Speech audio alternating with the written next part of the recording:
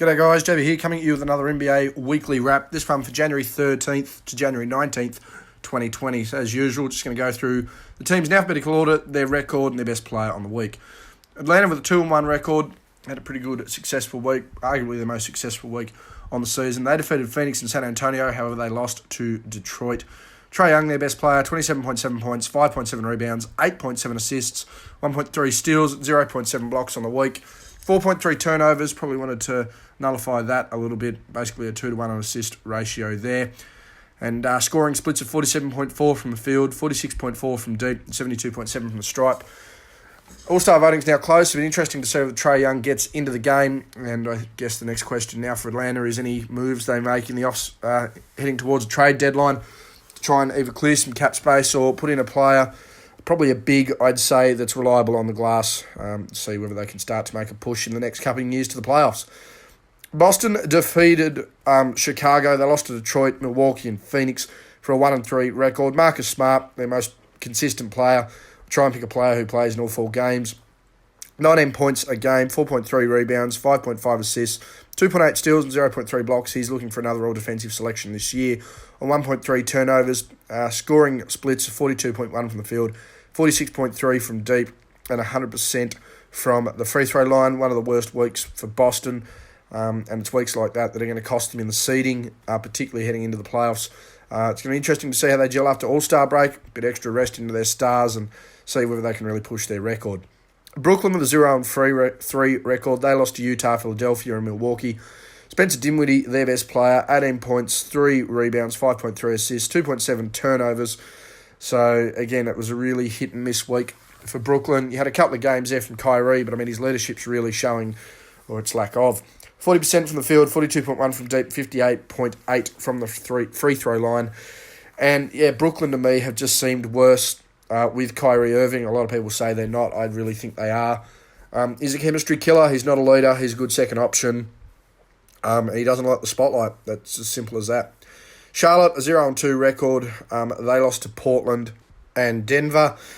Terry Rozier, their best player, again, a guy they signed. I really think he's underperformed personally for the contract he was given. 22.5 points, 5 rebounds, 6 assists, 0.5 steals and half turnover a game. Scoring splits of 46.9 from the field, 58.8 from deep, 83.3 from the free throw line. I think they've looked better when Devontae Graham has been in control of that team. It's just a personal thing. Rozier, a good backup point guard. Unfortunately, when you're being outsigned as a star contract player of a team, you've got a lot to worry about, in my opinion. Chicago, 2-2 record, defeated Washington and Cleveland, but they lost to Boston and Philadelphia. So they're all right to beat down the lower teams. Not so good when they go up against some stronger competition. Zach Lavine heading towards an all-star selection, apparently. His inconsistency on defense and his inconsistency offensively, to me, really don't have him in that category. 31.3 points, 6.3 rebounds, 3.8 assists, 1.8 steals and 0.5 blocks on the week to go with 3.5 turnovers a game. Reasonable scoring splits of 54.4 from the field, 36.7 from deep, along with 84.2 from the free throw line. But I just don't see him as an all-star. I think there are, more than 12 players that are better in the East than him at the moment. Cleveland, a 0-4 record. What else can you say there? Lost to the Lakers, Clippers, Memphis and Chicago. Colin Sexton's been their best player probably all year, consistently anyway, and he was this week. 23.8 points, 3.8 rebounds and 3.3 assists, 0.5 steals on 3 turnovers. Reasonable scoring splits, 48.7 from the field, 50% from deep, and 100% from the stripe. Dallas on a 3-0 record. They defeated Golden State, Sacramento and Portland, so managed to boost their win percentage against some lower-ranked teams. Luka Doncic still doing Luka Doncic things. 26.7 points, 10.3 rebounds, 8.7 assists, 0.7 steals, 4 turnovers, pretty high there. But when you compare him to someone that's in his class and a Trae Young, he still has a better assist-to-turnover ratio. 45% from the field, 38.5 from deep, 61.5 from the stripe. There's no doubt about it. Luka's probably in the top 3 conversation still for the MVP. I don't think first is going to get chased down anytime soon, but he's certainly second or third. Denver, 2-1 record on the week. They defeated Charlotte and Golden State. However, they did lose to Indiana, so while beating down on some lower teams, they weren't able to compete with one of the better teams in the Eastern Conference. However, Indiana did have a pretty good week. Nikola Jokic, it was hard to pick a consistent player, but Jokic, 21.7 points, 10 rebounds, 6.7 assists, 1.3 steals, and 1.3 blocks. 4.7 turnovers, really high there. He's not really trustworthy on the pass as much as people would like to think. To retain possession isn't always a strong point either. Sort of goes with how slow, unathletic, unfit, and poor footwork he has there. As we go to his scoring splits, he had 55.6 from the field, 25% from deep, 67.5 from the stripe. Detroit, they finished with a 2-1 record, a winning week for them. They defeated Boston and Atlanta, so they managed to take a scalp there. Then lost to New Orleans as well, one of the two worst teams record-wise in the West. Derrick Rose, he's been balling out. He's probably going to go close to All-Star selection as well. 24 points, 2.7 rebounds, 7.7 assists, primarily off the bench too, it needs to be remembered.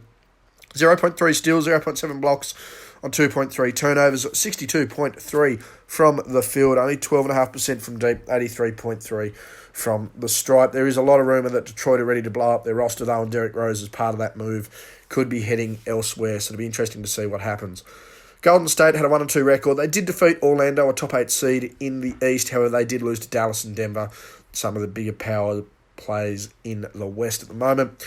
D'Angelo Russell, 19.3 points, 2.7 rebounds, 9.7 assists, 1.7 steals, and 3.3 turnovers. Scoring splits 35.7 from the field, 33.3 from deep, 80% from the stripe, a bit more passable than the last two there. And the big call for Golden State at the moment is apparently the likes of Steph Curry are going to be ready to go come March, so they're probably going to get some minutes into him, just see what goes on there, get him back to fit. Unless they're going to make some sort of miracle run now, I don't see them doing anything in the playoffs. Hell, they're the lowest ranked team in the West, let alone the whole comp. Houston with a 0-3 record, lost to Memphis, Portland, and the Lakers. James Harden was their better numbers guy, but even then it was a bit deplorable in the efficiency department there. 29.3 points, 6.7 rebounds, and 6.7 assists to go with 1.3 blocks. 3 turnovers, shot less than 35 from the field, shot less than 25 from deep, and didn't shoot what he should be shooting, in my opinion. That's 90% from the foul line. Houston is in a lot of trouble here, and I don't see them going much further than the second round, to be honest with you. I'd be shocked if they did. Hell, if they get bounced in the first, I won't be surprised either. Indiana, the team of the week, arguably, with a 4-0 record. They defeated Philadelphia, Denver, and they defeated Minnesota twice. Domantas Sabonis should be an all-star to me. He's one of the 10 MVP candidates with the way he's played in Indiana. 17.3 points, 12.3 rebounds, and 5.8 assists to go with 0.3 steals and 0.5 blocks. Again, he does have that European demeanour, although pretty much raised in the United States. So his defence isn't always going to be there. However, he was reasonably efficient, 60% from the field and 33.3% from deep. Want to see him lift in the foul shot department, though, 61.5%. But Indiana has been going along really, really well. The next couple of weeks, they're expecting Victor Oladipo back, so it's going to be very interesting to see just how they go. The Clippers, 3-0 record. They've been on a tear at the moment and saw them move back up into the second seed of the West. They defeated Cleveland, Orlando, and New Orleans, so easy victories there against some of the, a top 8 team in the East, but two of the worst teams otherwise in the league. And Kawhi Leonard leading the way there, proving once again to me why when he's on the floor and healthy, he's the best player in the league. 38 points a game, 4.7 rebounds and 5 assists to go 2.7 steals and a block. He's doing it on both ends, and he's doing it in all areas in the offensive end. Easy to see why too when you go 58.6 from the field, 52.4 from deep, 87.5 from the stripe. 3-0 record, the best player on their team, doing the best player on the planet things, not much else to say. The Lakers, 2-1 record, they defeated Cleveland and Houston, however they did lose to Orlando, although an 8th seed in the East, a sub-500 team. Defeating Houston, yeah, fair enough, they're a top 8 team, and it's Cleveland, they're not that great in general. LeBron, their player of the week, no doubt about it. 27 points, 3.3 rebounds, and 13 assists. He's really gunning for that pass title this year. Needs to solidify that pass-first mentality that has been thrown around in the media for years about him. 4.7 turnovers, and again, you don't have... that's a pretty good assist-to-turnover ratio, just over 3-1 there, which is not bad, actually. No, it's a little lower than 3-1, but still pretty good. 53.3 from the field, 26.3 from deep, and 70.6 from the free throw line. He's never been able to be consistent at the free throw line. His 3-point shot, when it's on, is realistically one of the better for the forwards in the league, but it's consistently off, and 53.3 from the field. We've come to expect that from LeBron. And the Lakers apparently looking to make a move on a few different players. Kyle Kuzma meant to be on the way, and Derrick Rose meant to be on the way. So be interesting to see just who moves about there. Memphis with a 2-0 record. They defeated Houston and Cleveland, so they continue to make their push there into the top 8 of the West, and defeating Houston there, a big scalp. Dylan Brooks, their best player for me, 25 points, 3 rebounds, 2 assists, 0.5 steals and a block, to go with shooting splits of 51.5 from the field, 58.8 from deep, and 100% from the free throw line. Memphis continue to build, probably just want one more piece, but considering they probably had the worst looking starting lineup in the entire league heading into the season, and then all of a sudden they've managed to pull out the fact that they're an 8th seed in the playoff contender at the moment. Full props to them. Miami, a 2-1 record, defeated San Antonio and OKC, but then managed to lose a return game to the Spurs. They've been pretty good. They'll sit comfortably in the playoffs between that 2nd and 4th slot there in the East. Bam Adebayo, their best player, 18.7 points, 12.3 rebounds and 6 assists. Bam really showing his colours there, and according to Basketball Reference last time I checked, was in their MVP conversation. 0.7 steals and a block to go on 1.7 turnovers, and he had some pretty good splits himself. 53.8 from the field and 73.7 from the stripe. Didn't make a three-pointer, even though he had limited attempts. Milwaukee, they had a 3-0 record. They defeated New York, Boston, and Brooklyn. So, again, they remain top of the East and the best player in the league for me. Giannis Antetokounmpo continues to be the MVP frontrunner. 32.7 points, 12.7 rebounds, 5 assists, 0.3 steals and a block to go with 1 turnover. Can't really say I'm impressed with his free throw shooting at 59%, but 59.3 from the field and 33.3 from deep is pretty impressive. And to me, the Bucks are certainly on pace for a good 60-plus win season. A lot of talk whether they can still hit 70. That is yet to be seen, but they're certainly on that 60-win pace, no doubt. Minnesota, they had a deplorable week, and they've really folded compared to where they really should be by now in their development. 0-4 record. They lost to OKC, Toronto, and twice to Indiana. Robert Covington, their only reasonable player for me. 15.8 points, 7.3 rebounds, or 1.3 assists to go with 2 steals and half a block. Terrible shooting, scoring performances when you shoot 39.3 from the field, 39.5 from deep. Actually isn't too bad. But 80% from the free throw line, would have thought he'd be a little bit higher there. And again, I think Minnesota just need to blow it up. I don't see much trade value in Wiggins and Karl Anthony Towns when they haven't progressed as much as they would have liked. And, many people asked me earlier in the year why I didn't have a Karl Anthony Towns as a player of the week. Well, I know he's out injured, and I know that Andrew Wiggins has had some issues as well, but they're just prone to not being on the floor, and when they are on the floor, not doing much, and I think these are just some more examples there. New Orleans had a 2-1 record on the week. They defeated Detroit and Utah, but lost to the Clippers. Best player on the week for them was Lonzo Ball for me. 13.3 points, 8.7 rebounds, and 11 assists, one of his better weeks in the league. Well, forever. 1.7 steals and a block there. 5 turnovers, pretty high there, but still gets over that 2-to-1 assist ratio. Most guards in this league would be looking to get a 3-to-1 ratio. They're just not able to get it done there. His scoring split's a little bit to be desired, and that's probably the one big criticism that Lonzo has had all of his career, is the inefficiency and the inconsistency. This is a guy that was touted as being one of the best players in the league, and he's done nothing really in comparison. He's fallen really short. Again, not always his fault, but you would have thought that maybe he would do a little bit better there. As we look at his scoring splits, 31.4 from the field, 34.8 from deep, and wasn't able to convert at the stripe. But a key contributor nonetheless to New Orleans on the week. New York, a 0-3 record. They lost to everyone they played, obviously. Milwaukee, Phoenix, and Philadelphia. Julius Randle, to me, their most consistent player, but I don't think they're going to do much more unless they start getting someone to redistribute this roster and just blow it up. It's not happening for them at all. 21.7 points, 11 rebounds, 3.7 assists to go with a steal. Scoring splits of 46.4 from the field, 46.7 from deep, 75% from the stripe. But, this is a guy with limited possession, turning it over 4 times a game. You've got to be really consistent there to do that. OKC had a 2-2 record. They defeated Minnesota and Portland, but they lost to Toronto and Miami. They've been a really good team lately, and that's been a big thanks to your Chris Pauls, your Dennis Schroeders, but certainly a Shai Gilgeous-Alexander, 20.3 points, 10.3 rebounds, and 7.3 assists on the week.